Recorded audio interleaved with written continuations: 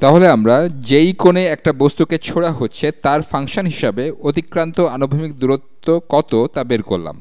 এখন optimal angle বা যে কোণে নিক্ষেপ করলে বস্তুটার আনুভূমিক দিকে অতিক্রান্ত দূরত্ব সর্বোচ্চ হবে সেটা বের করার জন্য আমাদের কিছুটা ক্যালকুলাস ব্যবহার করতে হবে। কোণের ব্যাপারে আমরা সাধারণত 0 ডিগ্রি থেকে 90 ডিগ্রি কোণ নিয়েই চিন্তা করে থাকি। অপটিমাম অ্যাঙ্গেল বের করার জন্য আমরা 0 থেকে 90 ডিগ্রি কোণের মধ্যেই চিন্তা করব। তাহলে থিটা হবে 0 এর চেয়ে বড় বা তার সমান, আর 90 এর চেয়ে ছোট বা 90-র সমান। আসুন দেখি কিভাবে এটা করা যায়। ক্যালকুলাস সম্পর্কে কিছুটা ধারণা দিতে গেলে বলতে হয়, আপনি যখন একটা ফাংশনের ডেরিভেটিভ নেন বা ফাংশনটিকে ডিফারেন্সিয়েট করেন, তখন আপনি আসলে যে কোনো মুহূর্তে একটা কার্ভের স্লোপ বা ঢাল বের করেন। আপনি যদি এটার একটা গ্রাফ আঁকেন, আপনারা নিজেরা গ্রাফটা এঁকে দেখতে পারেন, তবে গ্রাফটা দেখতে অনেকটা এরকম হবে। গ্রাফটা অনেকটা এরকম হবে। এটা হচ্ছে দূরত্ব, যেটা কিনা থিটার ফাংশন, সেই অক্ষ, আর এটা হচ্ছে আমাদের থিটা অক্ষ। আর আমরা 0 ডিগ্রি থেকে 90 ডিগ্রি কোণ নিয়ে চিন্তা করছি।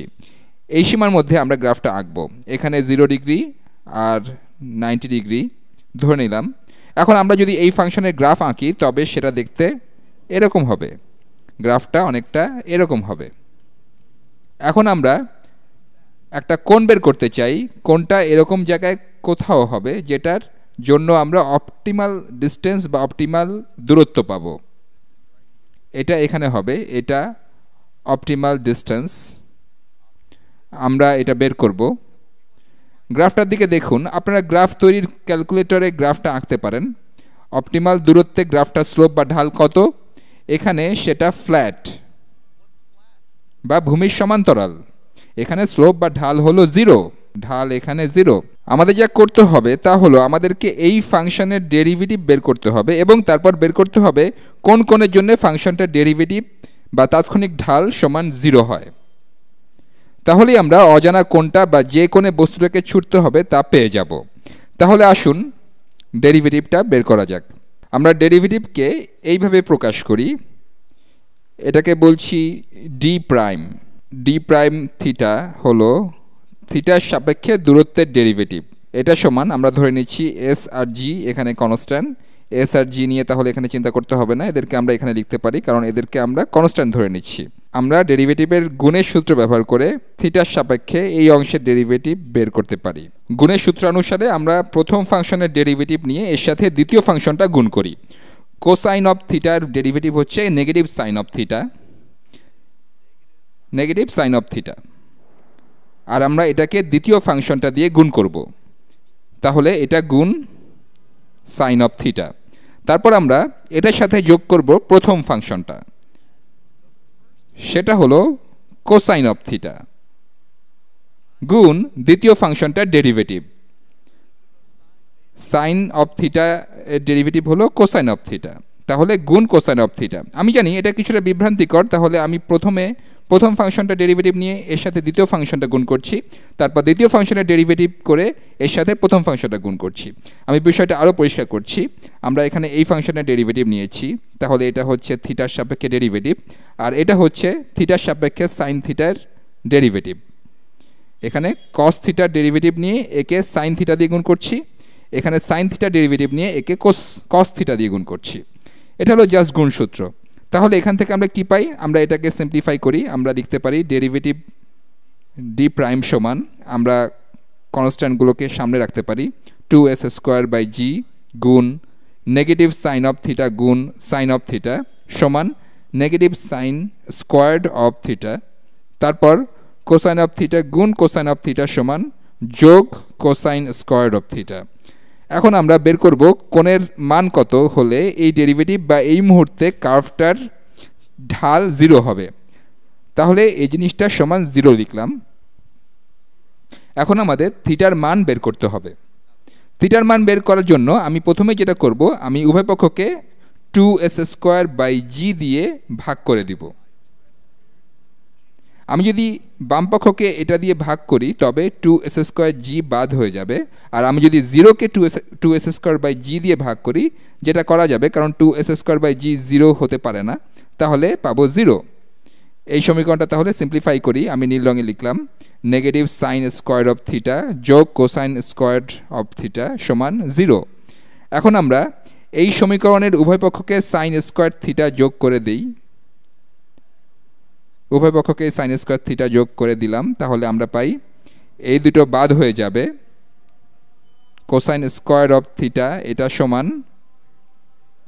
সাইন স্কোয়ার অফ থিটা,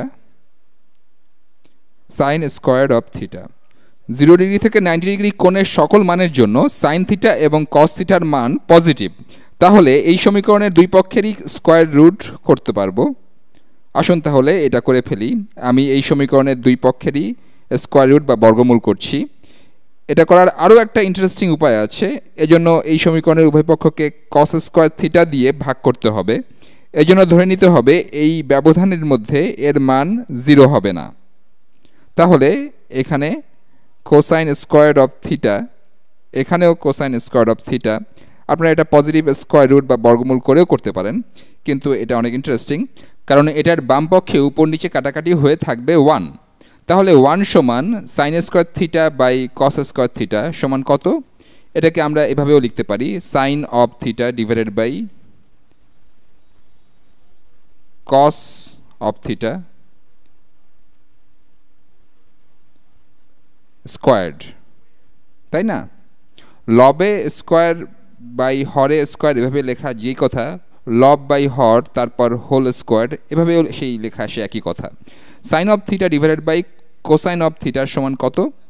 ওহ, এটা তো just tangent of theta, tan theta. তাহলে 1 সমান ট্যান স্কোয়ার অফ থিটা। আমরা এই সমীকরণের উভয় পক্ষকে পজিটিভ স্কোয়ার রুট বা বর্গমূল করতে পারি। থিটা থেকে 90 ডিগ্রি কোণের মধ্যে ট্যানজেন্টের মান পজিটিভ, তাহলে পজিটিভ স্কোয়ার রুট করতে কোনো সমস্যা নেই।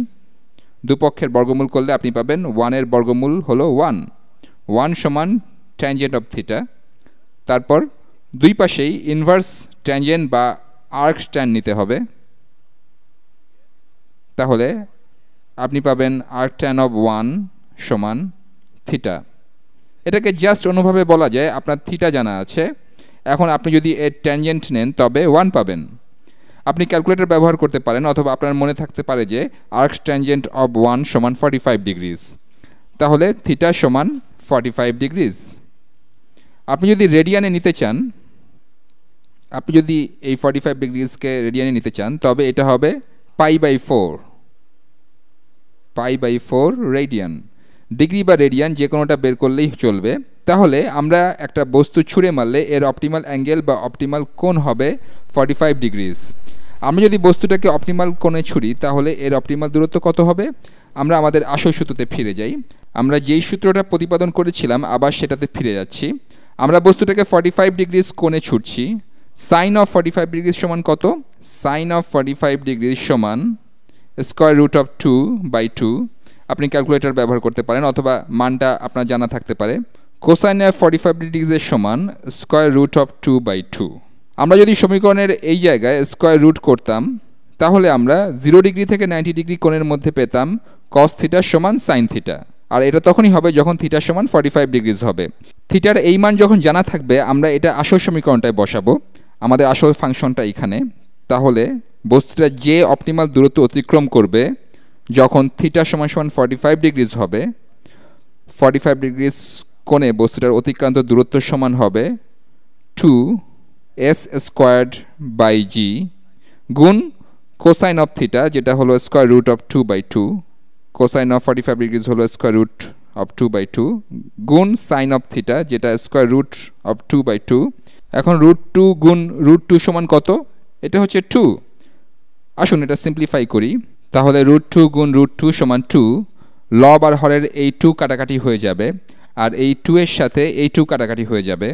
তাহলে 45 ডিগ্রিজ কোণে বস্তুটা যে অপটিমাল দূরত্ব অতিক্রম করবে সেটা সমান পাওয়া যাচ্ছে s স্কোয়ার্ড ডিভাইডেড বাই জি। এক্ষেত্রে ধরে নিতে হবে বাতাসে কোনো বাধা নেই এবং এটা একটা আদর্শ অবস্থা।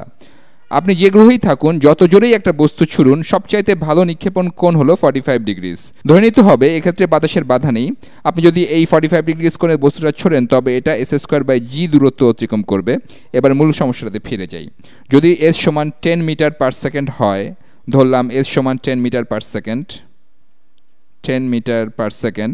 আরও ধরে নিচ্ছি যে আমরা পৃথিবীতে এটা করছি, যেখানে অভিকর্ষজ ত্বরণ জি সমান 10 মিটার পার সেকেন্ড স্কোয়ার, তাহলে আমরা যা প্রতিপাদন করলাম তা অনুযায়ী অপটিমাল ডিস্টেন্স বা অপটিমাল দূরত্ব হবে এস স্কোয়ার,